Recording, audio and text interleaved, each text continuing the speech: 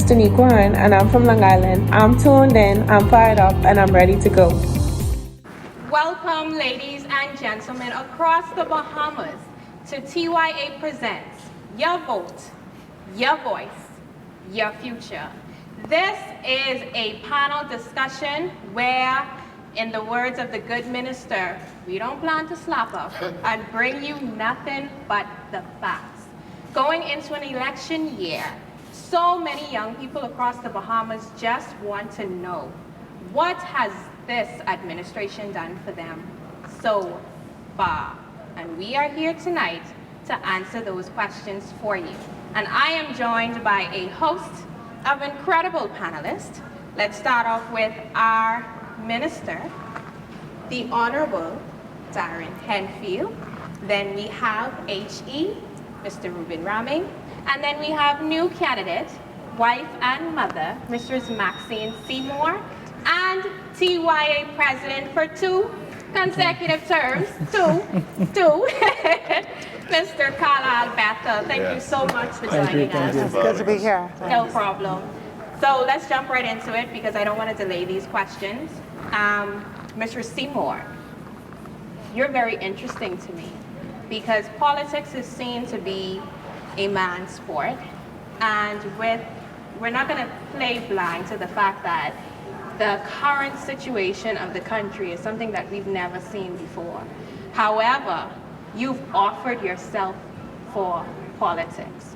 So my question to you is, why leave your profession and run this election? Also, why run for the F&M? Very interesting question, and you know, I am in a great profession. I love my job, and you know, it's easy for me to stay on it and you know, protect my family from the scrutiny that comes along with public life. But while I love my job, I love my country even more. And you know, it's interesting that you say that it's a man's sport and that I'm being asked that question. And that in itself indicates that there's a challenge when it comes to gender equity in politics. Because, you know, first of all, it's not a sport, but yes, you're right, it's often referred to as such. You know, when you talk about sports, it sounds like it's a competition or some gladiator event. But when you put yourself forth for politics, for leadership, that's an act of service. You know, and that's something that I take very seriously. And our country, like you said, is in a difficult time. You know, the world, the climate, you know, is changing, and it's causing us to see storms the likes of which we've never seen before. You know, like Dorian is like a whole, you know, I don't know what. It's like, no, I don't know, some premiere, exactly, like you've never seen it before. And this pandemic caught us completely off guard, as it did our global neighbors. And so it's a really difficult time.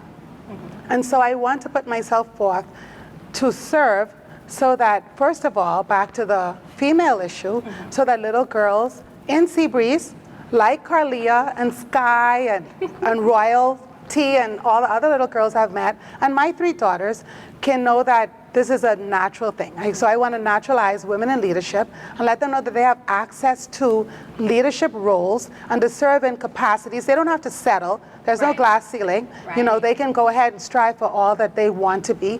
And of course, why the F&M? Because I am F&M. Beautiful. Now, you mentioned that we had Dorian, we have the pandemic. Those are situations that are brand new to us. I don't think any administration that we've seen before had to deal with a pandemic. And no administration had to deal with Hurricane Dorian. I'm sorry, this is just the facts. But there is a situation that's been lingering on here in this country for such a little while. And I want to go to H.E. Ruben Raming. Pinewood, the flooding. In the recent budget communication, it was said that this administration will address the long-time issue of Pinewood flooding. We crack jokes about it because sometimes you have to laugh to keep from crying because it's really serious. So can you explain exactly how this administration's plans to battle that issue? Well, first of all, I always get excited when Maxine is in the room. I've just come to know her since she joined the campaign team. But I can tell you for a fact, when she walks in the room, she garners all of our respect. Her credential is impeccable, and sometimes we hold her head and say, why here? Because she is so able. I mean, I hope I'm not leaking a secret, but our company loves us so much, they say, listen here, even if that don't work, come back home. So then nobody's getting rid of her. And I appreciate that because it means that she's here because of heart. And once again, she's going to add to the likes of the examples we've set in women. We've had 2 women governor generals. We've had women that serve in actually every aspect of government, even deputy prime minister. And quite frankly, when you see it's about our future, I'm really excited to see where you're going to go in this party. And I know for a fact that you have the support of everyone. You just have that kind of presence. You're going to do good, Maxine. I agree. You know, Pinewood is very intimate to me. I don't even joke about it with my constituents. I don't even talk about it unless I have something to say, because they have been taken around the mulberry bush too many times. Even right now, with this first time tangible commitment to a program that will actually mitigate the flood. Even now, as the leader, knowing the heart of my people I have to represent, I still too take it with a grain of salt. Because see, I understand clearly that we're going to be putting the pilot program into Pinewood to see if that works. And then when that works, if it proves the way the engineer said it should work in the zone that we placed it in Pinewood, it will be rolled out in Pinewood and throughout the country. So what that also means is I can't put down my armor. That means the same fight that got it there is going to be a battle to say, now listen, I got to get another one in, I got another one, because it may take 3, 4, or 5 of those to cover the whole community. Right. But I'm glad that it's there now. Now, I'm a very real thinking person. And clearly I need my people to understand that this is not an overnight thing. We're glad that it's there. We're going to sacrifice one of our parks. We're going to have a meeting, a Zoom meeting on Friday. The engineer has agreed, because I'm always on them, to come and explain to the community how exactly this is going to go. But you see, in the meantime, while this help and hope is actually there, the money is in the budget, it still means that we still have to prepare ourselves and position ourselves to fight the flooding that will come in between the fixing. Correct. And so what has been done every year, I try to step up my game, learn from experience to step up my game. Now this time, sitting in a constituency office is 10,000 sandbags. There's a structure and a plan. I'm talking with our waste management team in there, because I want to know exactly what's going to happen when the storm comes, what we're going to do with the garbage, because we're going to move the garbage bins. Because why? When that water comes, I don't need contamination. I reached out to the AG just the other day, because I met one constituent that called me, and she was concerned that she had a pump and she could not get connected to the government water system, and I'm concerned about that because flooding, that's contaminated water. So now we're working with water and sewage now, and I spoke with AG, AG just can't make sense. She's in the zone where the government had secured a property from Arawak Homes to make these people whole. Right. It's not completed yet. I said, but if the government already secured, we got to find a way legally to get these people off of this. So now we're working on that. That connects to the flooding, it connects to this, because I can't have them in wells that so easily is contaminated when the flood actually arrives. Right. I just came out of Freeport. Yes, they had to run to it. And listen here, man, God is really, really good. And I truly say not by might, nor by power. Why? Because there was FNM and PLP governments before this. Right. So it got to be by the Spirit. Because I'm a simple backbencher. Only thing I am is downright committed to what I promised my people I'm going to do. It's as simple as that. And I believe it's my duty to fall on my sword as the MP if necessary to get it done. Because that's what I'm there. I'm not there to bring you groceries and everything. That's benevolence. My job is to represent you in the House of Parliament and ensure you get that piece of the pie. I also believe that independence and establishing the independence of my people. So I went to Grand Bahama. I've been working on this for a year because I'm arranging to purchase well cleaning equipment that the constituency could own itself. See, because every year, notwithstanding that $2 million is going to be pumped into the ground to put this first test pilot in, it doesn't mean I must slack my riding to do my best to mitigate this chronic issue until the holistic issue is in the ground. Right. So it's very, very serious. And I'll say the final point is very, very crucial. This is not just about flooding.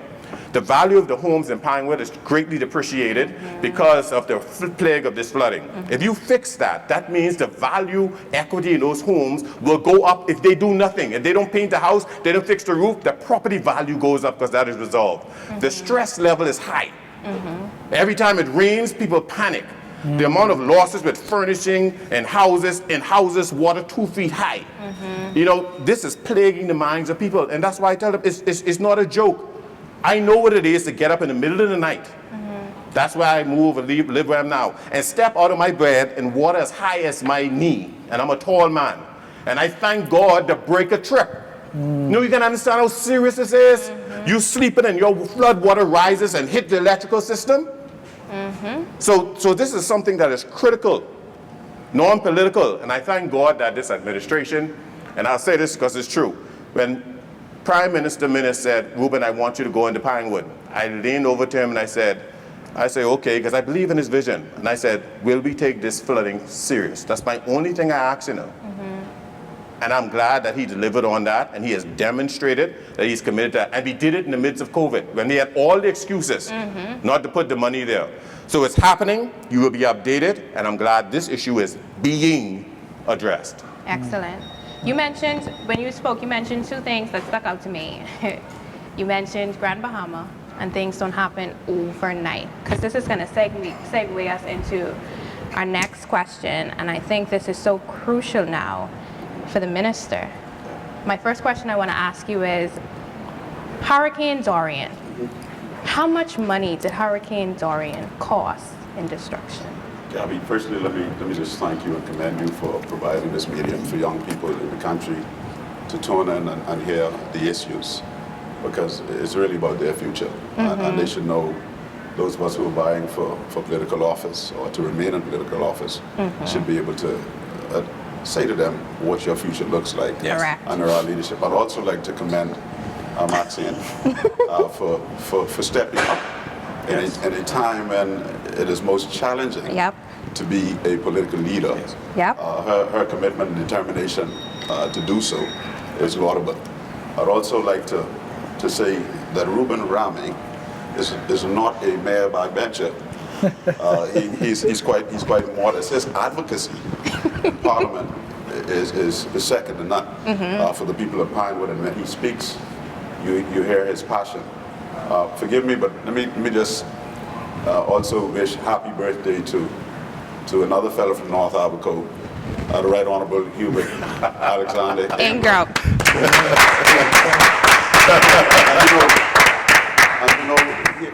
When he came to office in 1992, for the first time leading the F&M to political office, he delivered. Being a boy from Abaco, I know we grew up on an island where we didn't have paved roads. That may seem strange to some people. And that's what Hubert Minnis is doing now with Pinewood and all across the country, despite the challenges that we face. In this party, we deliver. And that's not just talk. That ain't no slapping up, like the young people say. Dorian was the first of its kind to ever hit and recorded history of these storms, Atlantic storms. Dorian came ashore in Abaco. I went ahead. I don't know if it was hubris, but if you know, I spent my life in the military, all my life before coming to politics, and I thought that perhaps I could do something to help my people ahead of the storm, and to be there with them to ride out the storm at home. And so I went on hours just ahead of Dorian, and we looked at the preparations. But we could not, it wasn't humanly possible to prepare for a storm the likes of Dorian. Minister, sorry not to, but I just wanted to be clear for the audience. You were there during Hurricane, okay. Yes, I'm an Abaco boy, and I wanted to be home with my people and my family. I mean, I left my wife in charge of our home here in Nassau, and I went to Abaco to see what I could do to help. And I'm glad I was there with my people to ride with the storm. Dorian came ashore just before noon, around 10-something, and it sounded like a freight train coming across the water. And when it hit with a thug, the likes of which I had not heard before in my life. It was replete with tornadoes, and tornadoes are very dangerous in storms. It gusted, it was consistent wind at 180 miles per hour. It gusted at 250 in moments and spurs there. And it lasted between Abaco and Grand Bahama for 3 days. By the time Dorian had left the Bahamas and headed out into the Atlantic, it left damage to commercial and private property, to infrastructure, to the tune of about $3.4 billion with a B. That's not, you know, a lot of us focus sometimes on the material cost of these storms, but I know, being in the storm myself, how traumatic it was.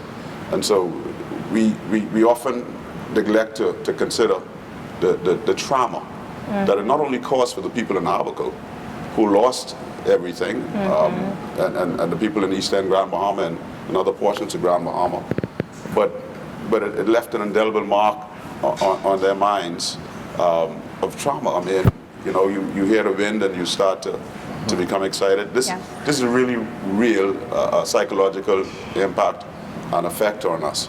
And so Dorian was a storm that you could not, there was no playbook for it. Right. You could not adequately prepare for it. I had a reporter from ABC who asked me, after he managed to escape to safety and came into the government complex where we had the headquarters. And he asked me, you know, how could you have prepared better for the storm? I said to him, you know, we went into all of the irregular communities and surrounding areas, and we asked people to move to shelters that the government provided for them. We said to them, this is not about migration. This is about saving your life. Yes. We'll concern ourselves with the migration issues later, but just come to safety. I said the only way you could have prepared for Dorian, structures that could last, and the kind of winds and flooding and tornadic activity that we had, is if you had something from NASA, right? That would prepare you to go into outer space somewhere where you could withstand the kind of pressure that we were forced to endure for the duration of Dorian, which was nearly 3 days. Really phenomenal event. So a lot of persons feel as though the reason why I asked you that question, and I'm glad that you was able to go in depth with explaining it, is because a lot of the public feel as though the government dropped the ball in terms of the rebuilding of Abaco and Grand Bahama after Dorian. Here's how I would like to preface my answer to that. In order to appreciate what Dorian did in Abaco and Grand Bahama, you've had to have gone to known Abaco before the storm. You'd had to come immediately in the aftermath of the storm, and then you need to visit periodically to see the level of recovery that we're at. FEMA will tell you, which is the American version of our NEMA, will tell you that it takes, after a catastrophic event the likes of Dorian, a Category 5 hurricane, which they saw in Mississippi, which they saw in Puerto Rico, it takes an average of about 14 to 15 years to rebuild. We're approaching the second anniversary of Dorian, and our recovery, I believe, in Abaco has been remarkable. Do we have lots more work to do? Absolutely. We have a tremendous amount of more work to do, but you know, you can't appreciate Dorian and its recovery and the effort of recovery by the government, and a lot of help that we had internationally, external help that we had from NGOs and others who came in who really just wanted to help the Bahamas get back on its feet. You can't appreciate that recovery effort if you don't look at it consistent with COVID. Because remember now, Dorian came ashore on the 1st of September 2019. Right. 6 months later, we're struck with a pandemic that we've not seen in 100 years. And so, you know, for this administration, I believe it's been a very, very tough term at it, but I believe we've been up to the task. I believe we've responded in the best way that we possibly could in the moment, bearing in mind that while you're recovering from Dorian and Grand Bahama and Abaco, then you got to treat with COVID. Yes. Which is all across the country, which brings, and I don't know if I'm getting ahead of your question here, which brings the entire world, not only the Bahamas, a touristic economy, to a complete standstill. And that brings me to a place that young people would want to know for the future, is how do we build this economy so that we can withstand exogenous shocks like Dorian or terrorist attacks like 9/11, which we see the economy of the Bahamas come to a still stop because it's so dependent upon tourism. How do we grow agriculture? How do we grow our fisheries efforts? How do we stand up light industry in the Bahamas? How do we encourage young people such as yourselves to get into entrepreneurship of the type that we know will keep the economy going quietly, right, in the midst of an event that will come externally and interfere with our progress and our development in the country. I like how you ended on that point, because then this would lead us into our next question right after this commercial break. Stay tuned for more of our, I would say, hot panelists. My mother, my grandmother, my great-grandmother all started their own small businesses. I was first introduced to blockchain technology while studying medicine in China, and I wanted to bring it to the Bahamas. Now we can see what the Menace administration has done to get people rolling in this space. Cryptocurrencies allow people to get loans, build businesses, be able to help their families, and this government is making an investment in the future. These things have a huge impact on our economy. Dr. Menace is investing in a future for all of us. Education is like that skeleton key that opens up so many doors. Growing up, my mom, she taught us people can take anything away from you, but they cannot take away what you learned. When I graduated high school, my parents had to retire, but I still wanted to go to college. The F&M's free tuition program is nothing short of a blessing. With Dr. Menace growing up in humble roots, he understands the importance of education. The F&M's free tuition program is making all the difference for young people like me. I shouldn't do that. Welcome back to Your Vote, Your Voice, Your Future. You see how I keep pointing like that? That's because this is a very powerful headline to have, because when you do vote, I don't want anybody out there to take voting for granted. Voting is very important. So on that note, I want to encourage everybody, if you have not registered as yet, please go and register. If you moved out of the place you were living, go ahead and update your voter's card so you can vote in the correct constituency. So let's move on over to the president of Torchbearers Youth Association. Kalal, the minister mentioned tourism. A lot of young people during this pandemic has said that the tourism structure, having that as our number one, needs to move. We need to do away with that. In your opinion, should we? Also, I want to ask you, how do we diversify? Because I'm a component for more so of diversifying the tourism product. So how do we diversify that? I think it's an excellent question, Daniel.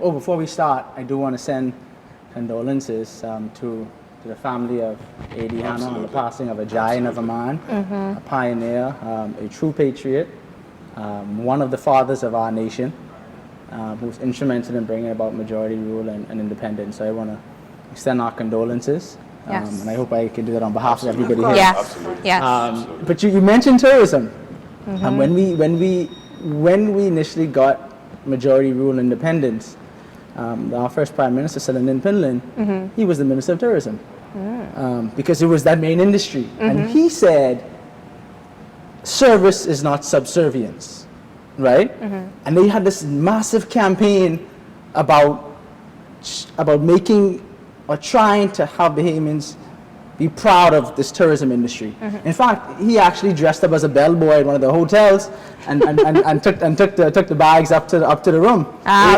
History. Yeah. And I say that because I think it's important when we look at where we want to go, to look at where we came from, right? And the reason why, really and truly, we have this dependence on tourism is because it works. It works, right? And it works in a few ways. But it's not perfect, and we'll discuss those imperfections right after this. But one of the main reasons it works is because it brings in U.S. dollars. You know, the Honda that we like to drive, the clothes that we like to wear, you can't buy them with Bahamian dollars. You need U.S. dollars to buy them. The oil, the gas that we use to keep electricity running, that's purchased with U.S. dollars. So we have to start with, okay, how do we get U.S. dollars in? And tourism was always a constant stream that was there, that was brought about by natural advantage that we had. We're close to the U.S., we have a beautiful place, we have wonderful people, and tourists like to come here, right? Provides a high number of jobs. There's another advantage. But we're at the point now where we've moved further as a country from where we were at 19, when we hit majority rule independence, right? Now the question is, okay, how do we build on that? right? And we speak about diversification, right? I think when we have the discussion, it shouldn't be a matter of leaving tourism. You want to keep that foothold in tourism. You want to keep that strong presence in tourism, but you want to diversify your other offerings, right? And you can diversify in tourism. You can diversify in other areas. You can do the agriculture, and I hope Ruben speaks about the beekeeping and the other opportunities that's out there. But there are ways that we can improve it.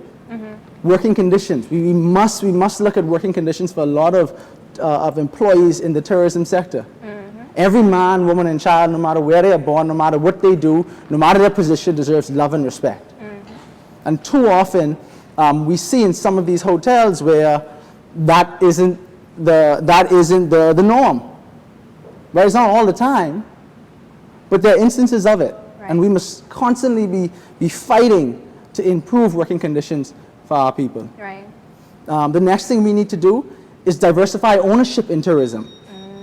Right? If we can increase the amount of Bahamians that have ownership in the industry, that in itself is a multiplier effect of economic empowerment for our people, right?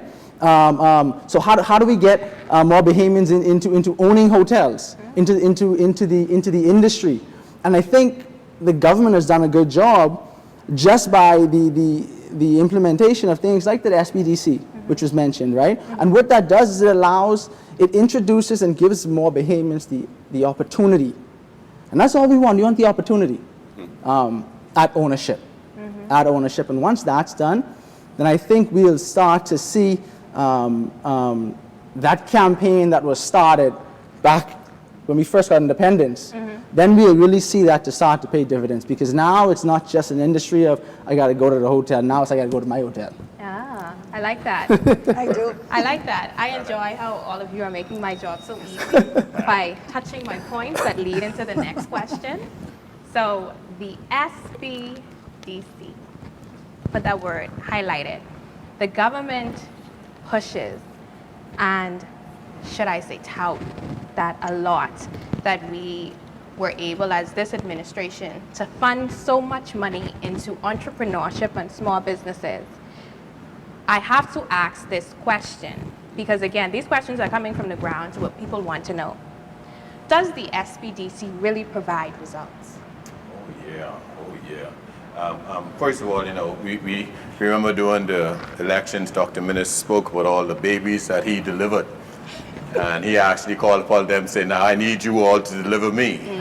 Well, I want to just put this house in order. That SBDC, that's the Prime Minister's baby.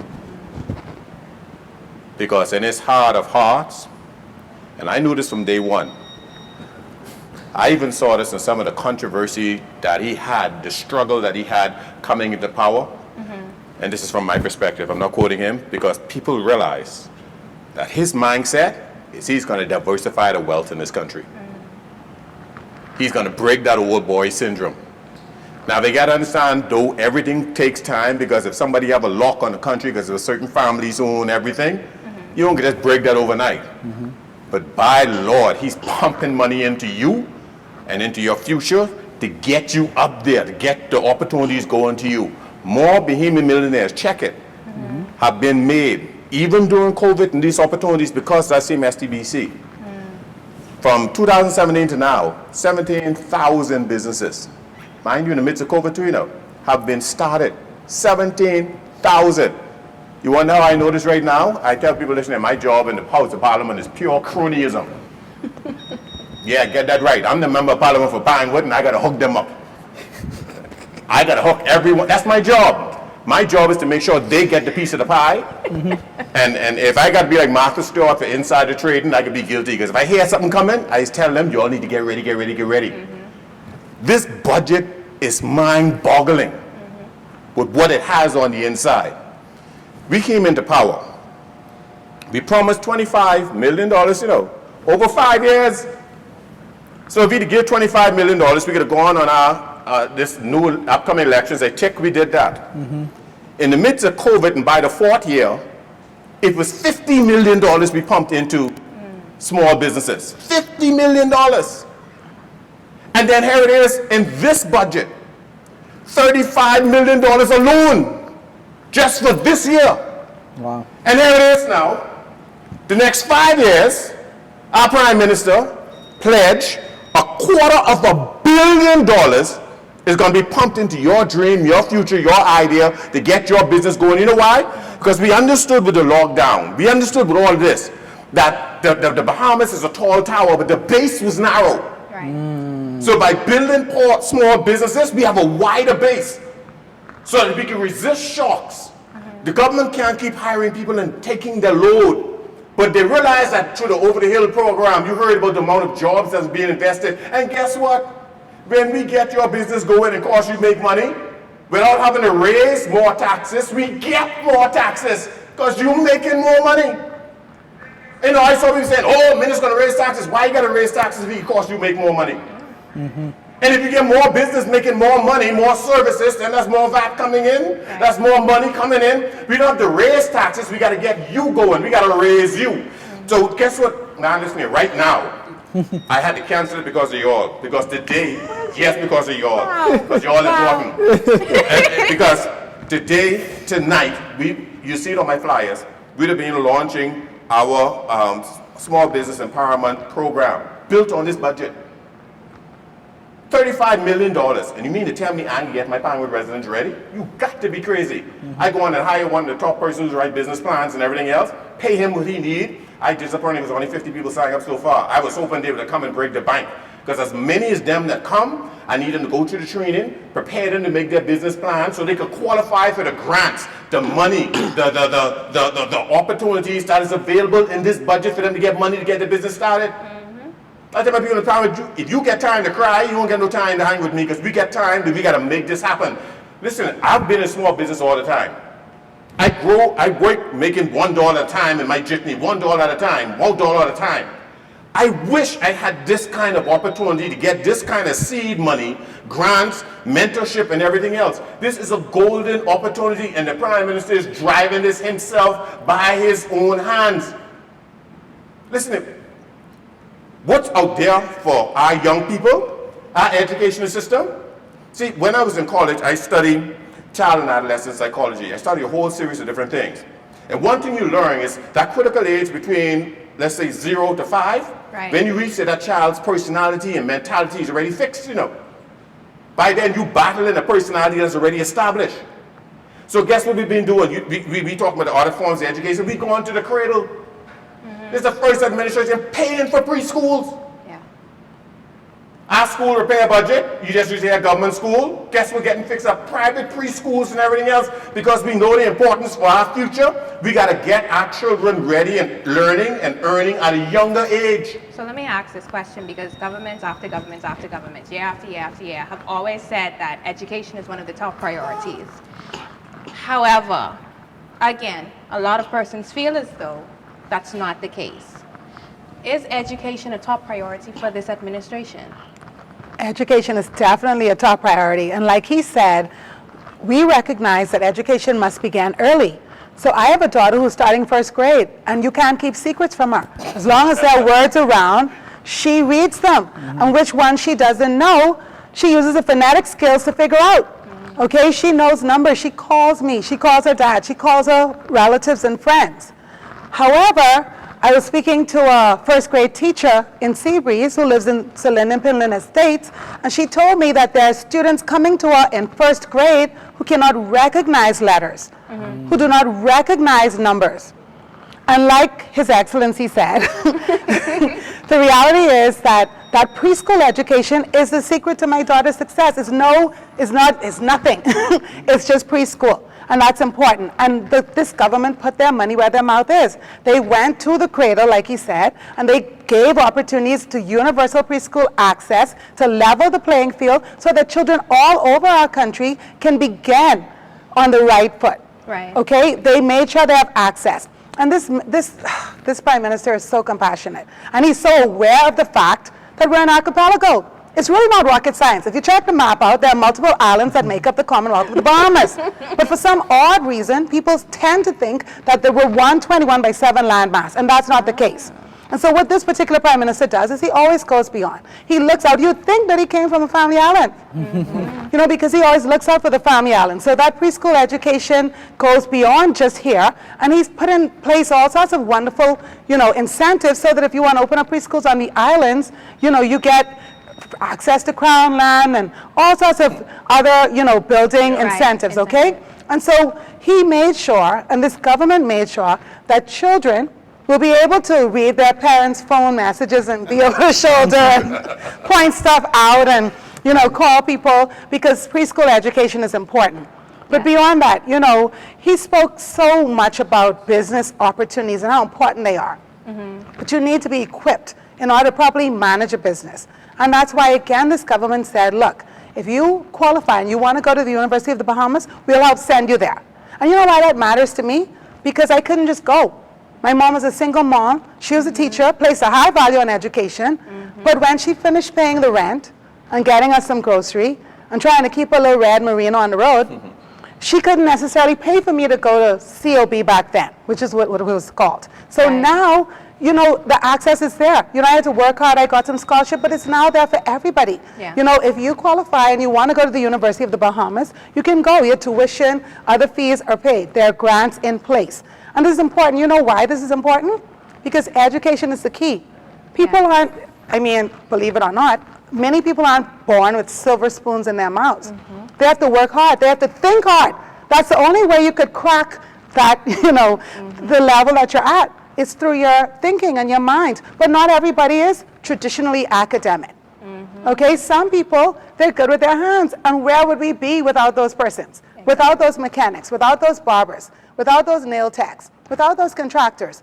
And so the government likewise made access to BTVI something that's available if you're interested. I met a lady in Seabreeze. She makes the most amazing food trays out of wood and varnishes them, and they're just so nice. And she's going to BTVI, you know.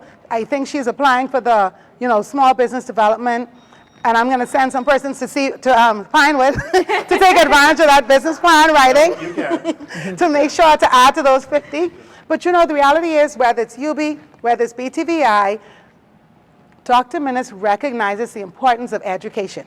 Because I heard him say that in 10th grade, he was at a crossroad where he had determined that leaving school would be the way to go to help support his family. And his mom said, no, hang in there, stick it through. And you know why we have such a great prime minister today? Because he stuck it through.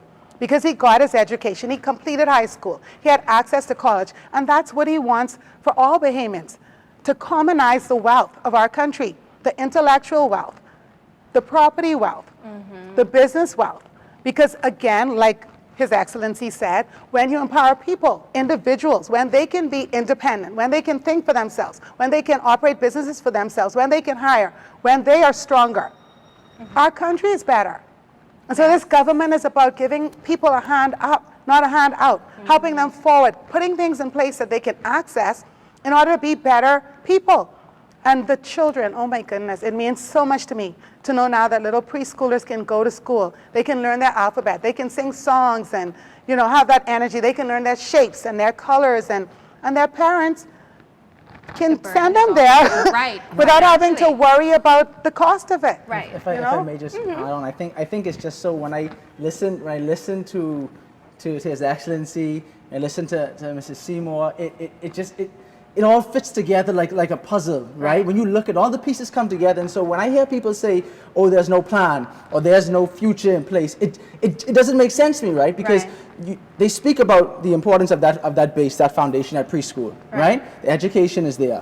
You speak about the need to diversify. The government is not going to start any businesses. The government's not going to say, "Hey, we want to start a light manufacturing business." Let's start it, right? What the government is going to do is put in place the resources for someone who has received that education, which the government has provided and made it available to them, who now can enter that business, enter that industry, build their business through the funding of the SPDC, and now we have a diversified economy, right? It all fits together so beautifully, right? And I think it speaks to the leadership that we have in this country at this time. When we have the minister here as well. I mean, from the leader and his vision for making sure that no other child has to make that decision that he made, whether I should drop out of school to help and assist my family or to go to school. No child should have to make that decision. I'm glad you guys are speaking about UB because I just want to make this comment before I come to Minister. Final question to you, sir.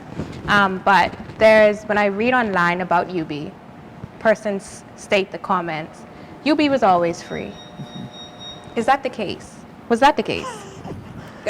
We just want to clear the air here. Was UB always free? When I went to UB, I had to pay. I was going to say.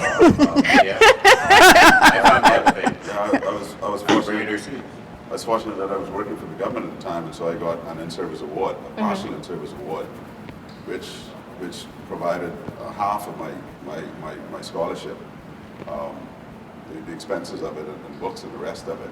But what I hear coming from my colleagues here is that the focus of this government, under the leadership of the Prime Minister, is on policies that are meant to empower Bahamians, right? If you listen to Carlisle and he talks about diversification and the tourism economy, the touristic economy where Bahamians can receive a little bit more of the patrimony that we have as Bahamians, and the SBDC and programs like that is a way for entrepreneurship to stand up and to be able to participate more directly and deliberately in this touristic economy where we get to keep more of this money home rather than it being exported because of foreign direct investors who come and invest in our economy. When we talk about education, as Seymour so passionately discussed just now, we realized that studies show that preschool education normally lends itself to higher tertiary level education. So if a child goes to preschool, is a greater percentage of chance that they will go on to receive a tertiary level education. And the fact that we have made tertiary level education free to all Bahamians who qualify, the fact, and he does have roots in Family Island, Andros, he always brags about that, right? Okay, makes sense. And the fact that we provide $500 as a stipend for Family Island students who come and live with a relative or have to pay a rent, that they're able to be assisted with that. The fact that BTVI is free. And of course, And we paid them to go to BTVI. and we paid them to go to BTVI, right? Pay you to learn. And if you look around as we rebuild Abaco, which is on the cusp, I believe, of a construction boom. I believe, in fact, the entire country is on the cusp of a construction boom based on our community initiatives that develop communities that we're putting in all the infrastructure, and we're giving you an opportunity, young people like yourselves, to buy land and to build your own homes, because that's still a part of the Bahamian dream. You know, as I go around Albuquerque, I realize how many young people, you know, in the face of all of the destruction that we have, how many young people want their own piece of the rock, want their own piece of the pie, and so they're going to be able to get access land at costs that were unfathomable before this particular policy was put in place right here in the Western New Providence. My understanding is that it's oversubscribed. COVID wasn't all that bad for us, and I'll tell you why. COVID created an industry of masks making. You know, the homegrown mask. 10 million. I mean, a multi-million-dollar industry because the Prime Minister had a vision that we will not import masks that were not industrial grade, that we needed to be used. They criticize him for that. No. It's a wonderful, and if you see the creativity of Bahamians who've been able to get involved in that industry, and I'm so happy that we're able to participate in the government that develops and creates policies like that. What question did you ask me? All right, so my last question, because that wasn't the question, but thank you so much. That was beautifully put. My last question for you is, the administration always says, you know, we're not perfect. Yeah. Especially dealing with this pandemic. We've been hit, slandered. We've had some things thrown at us about how the pandemic is being handled. Like Dorian. Right. COVID had no handbook. Correct. No handbook whatsoever. And if you look, if you want to be fair, and you assess what we've been able to do, the approach that we took in the management of COVID in this country was mitigation.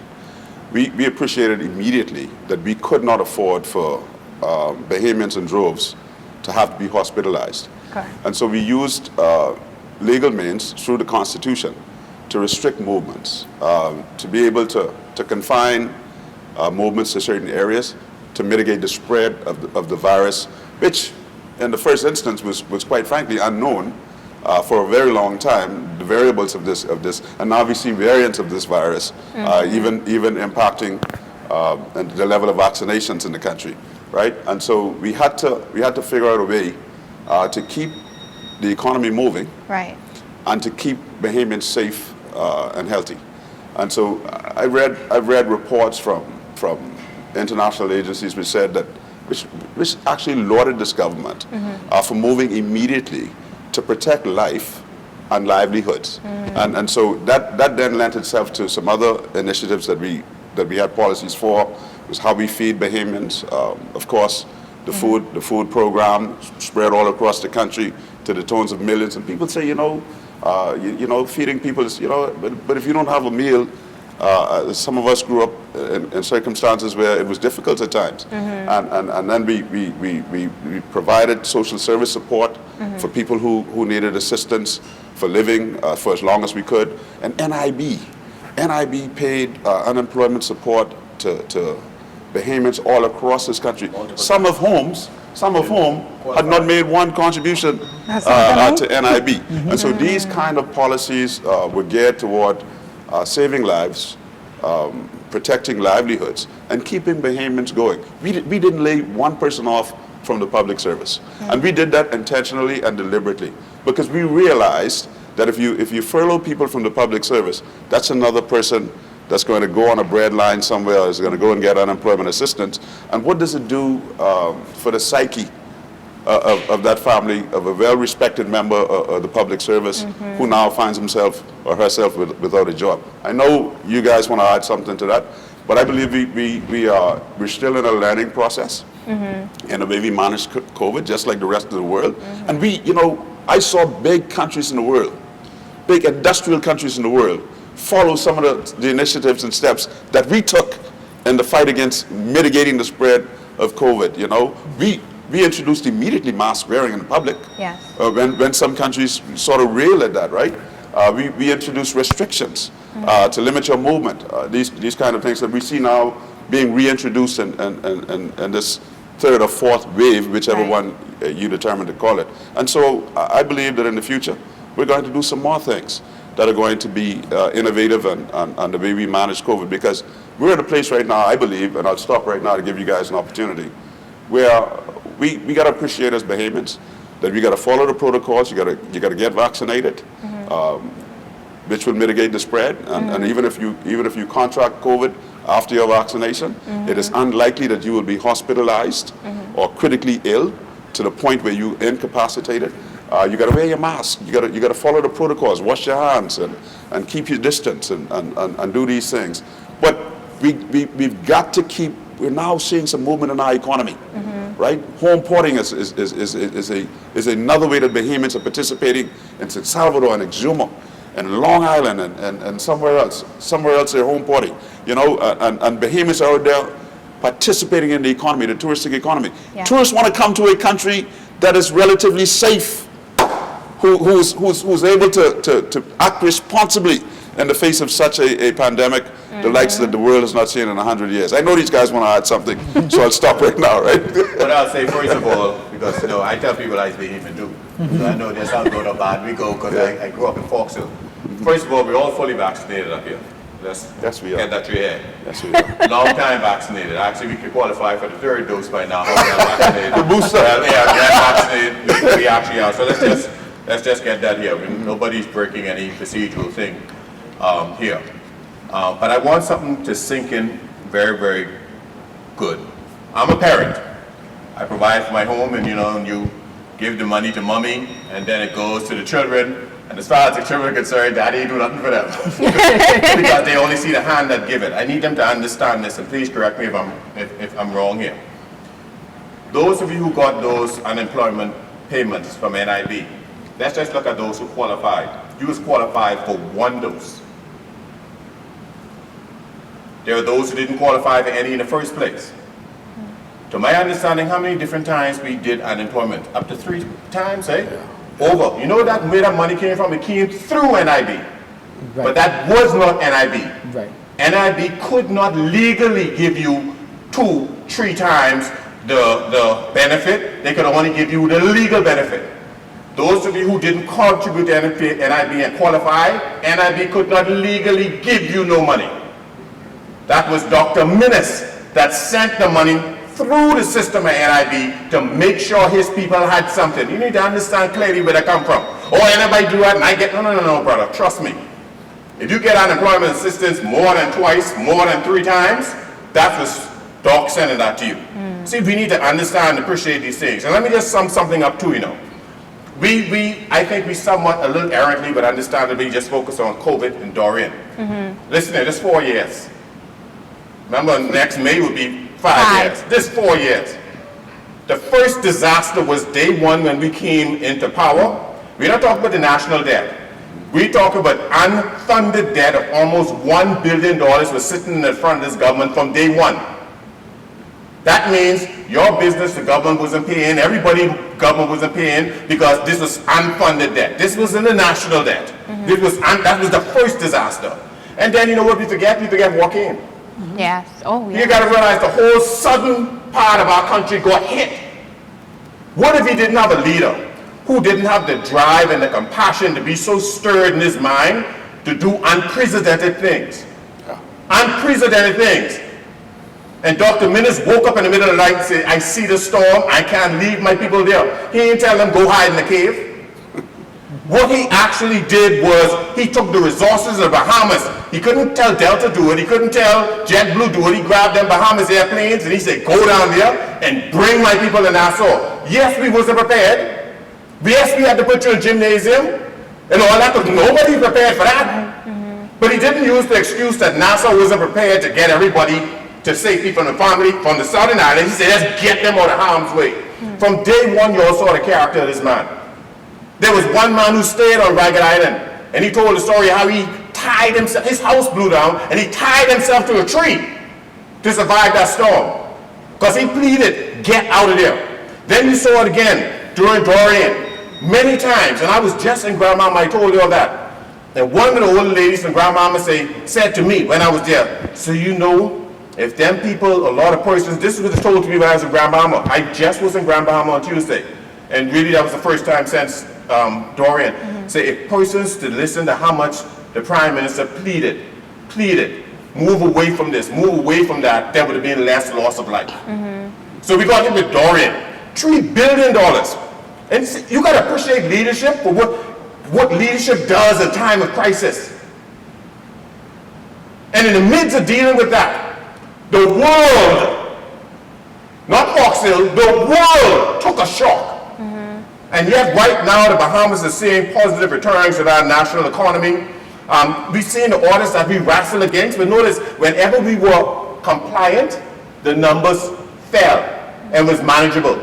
And honestly, this is just me, I call it Thai goat syndrome. Because as soon as it loosens up, we go wild. But when you have a broken leg, even when the doctors say, Carl, your leg is healed, he tell you, don't go jump and play basketball yet. Take your time and let it settle down. We as a country need to understand that. Don't just rush back. This is what's causing the spike. This leadership has been through things that I think even those who dislike the Prime Minister for whatever reason are compelled to acknowledge that his leadership and the grace of God brought us through this. Yes. And this is the time that we're in. And in the midst of that, back to businesses again. Our businesses, even there are those, yes, who had suffered, because many times they don't know what is there for them. But 17,000 businesses. We see the injections of monies into making the Bahamas more resilient. We see the expansion and the development of our family islands. Exuma is booming. We see all over the place, we see the rise of our economic prosperity. What I just want us to understand, that this is a together game. Right. It is not just the government. The doctor can give you any prescription, but if you don't take the full course of it, they say the ampicillin, you're going to build up a resistance, and when that disease comes again, the medicine won't work. Let's follow the prescription. Let's get this Bahamas up and going. We were ahead of all nations. That's why people wanted to come here. Don't send the message that we're going backward. Right. Send the message that we are going forward, and watch the world mark the manner of our bearing. Minister was correct. Many nations was lauding and copying. Many in the Caribbean were following our emergency orders. We were criticizing, and the other prime ministers was adopting and following the protocols. I was watching it. And I don't want to use the word copycat because that's all a little too childish and respectful, but they were respectful of the results that the Bahamas and the Bahamian people were getting. It worked. And it worked. It worked. It worked. Yeah, it worked. AG, I want to thank you so much for putting that into perspective and into the thoughts and minds of so many, not only young people who's watching this, but we have older persons watching as well. I want to give everybody a chance, 1 minute, to give your closing thoughts on tonight's discussion. So I want to start off with Carlisle, and then Mr. Seymour, then HE, then Minister. You close us out. Thank you. Thank you. I just want to encourage everybody to get the information from good sources. Yes. From good sources. What we find on these phones, online, there's so much fake news and misinformation and attack journalism at times that is meant to shift how you see things and not necessarily to give you the truth, right? And so I want to encourage people to tune in and just to get the facts as they are. We up here, we present the facts as they are. I encourage everybody to get vaccinated. Because at the end of the day, I know you hear all the questions about this and that. At the end of the day, the one fact that remains is that no one with a full vaccine has died in this country. In this country, the hospitalization rates, the deaths, it's all unvaccinated. So I encourage you. I think it is to protect you, to protect your family, to protect your neighbors, and to protect your country. It's a duty, I believe, for us to get vaccinated. If you can. And I want to encourage everybody to register to vote as well. If you were registered last election, you still live where you live, you're fine. If you've moved, go to the registry and just get changed to another constituency. Thank you all for tuning in. Love you all. Appreciate it. So our country, and it's just a fact, we're in tumultuous times. We're coming out of tumultuous times. But the road ahead, the future is bright. We're heading into some very good days. So we have to understand that we have to do our part to help us get through this, but the future is bright. The children, that's why it's bright. They're there. They have access to education, like we said, universal education, secondary education, and of course tertiary education. And then when they leave school, they can choose to be employed or to employ. And they have access to grants, access to funding. This is about the Bahamian dream. They have access to housing opportunities that they wouldn't otherwise have had or been able to afford. Our Dr. Minnis is committed to upgrading the healthcare system and has injected funds because he realizes that education, health, housing, these are basic human needs, and these are the dream that we should all be able to aspire to achieve as Bahamians. And so it is about our future. And that future, the F&M government is ensuring that there are the tools in place that we need in order to make sure that that future is successful. And so yes, we are in challenging times, and yes, it has been rough. And yes, we have gone through Dorian and Joaquin, and we are in a pandemic. But I'll tell you, the days that are ahead, the way it's looking, the way the economy is picking up, the infrastructural projects and the opportunities and the partnerships and the grants and the policies and the legislation, and the Prime Minister, who has a heart for his people and who's determined to ensure that they have access to the wealth of our country, to ensure that this is a commonwealth. The future is bright, and I'm looking forward to that future. Thank you. You know, I was just sitting back here, just thinking, and just reflecting. And I have a very serious concern for my people. My heart actually aches. And really my heart aches because of the folly I see out there. I need to encourage our people, stop living your life on sound bites.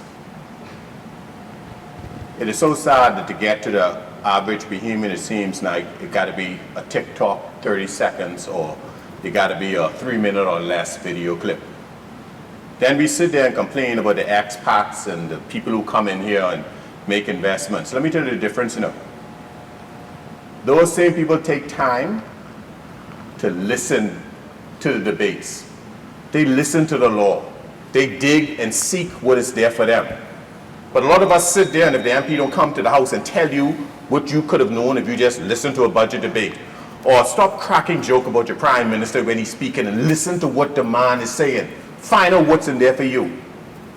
Many of us are going to fail, not because the opportunity ain't there, because we listening to the wrong people. If them people you hanging with ain't going where you going, brother, find some other people. I can't sit here and I tell my constituents, all of this happening for you, and you joking? Well, let's go prepare ourselves. And if you're in the fight, I in the fight with you. Take time, man, study, go find out what the SPDC is all about. Find out what these programs are about. Find out what the grants programs are. Find out what you need to do. And brother, if you ain't book smart, man, listen here. Listen, you could be the brightest lawyer in the world, but you can't fix your Bentley, you can't fix your roof, you can't fix your computer. Elon Musk don't know nothing but no server. And Jeff Bezos certainly don't. There are things that you are technical minded. You just think different. You just think differently. Money comes in many different ways. Listen, the opportunity is there for you right now, and I've never seen it like this in any administration yet. And I could have not imagined it in the crisis situation that the country is in. Pick up your bed and go and find the information you need. It's out there. Don't fail because you refuse to take advantage of what you have. There's a saying, said, drive the nail the right, boy, hit it on the head. You remember that? Royal readers? Strike on the mic, boy. Wow, the iron is red. The iron is red right now. Take advantage. Get busy finding out how you can get back on your feet. Stop listening to these song bites. This ain't about joking. It's time to make money, make a livelihood. The country needs you. Our future needs you. Finally, those of you who in the 10th grade, you could even go to BTVI and take advantage of our technological boom in education.